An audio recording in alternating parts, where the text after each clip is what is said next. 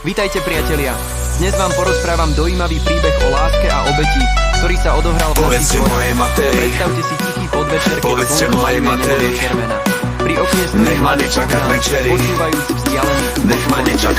Jeho srdce je ťažké, pretože vie, čo príde. Obracia sa k svojej milovanej matke slovami, ktoré jej lámu srdce.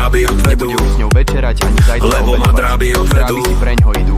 Povedzte mojej materi, nech mi šije pár košelí, tu jednu tenku ľanovú, jeho slová sú plné tu symboliky. druhú hrubú konopnú, v tej jednej budem sedieť. A teraz prichádza najdojímavejšia časť príbehu.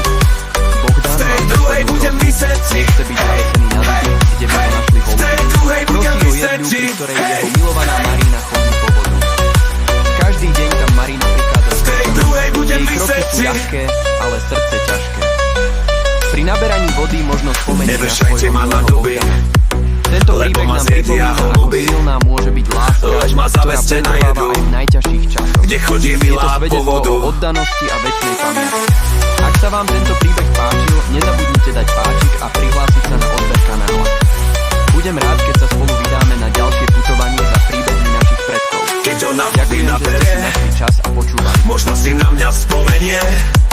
Keď ona vody nabere, možno si na mňa spomenie.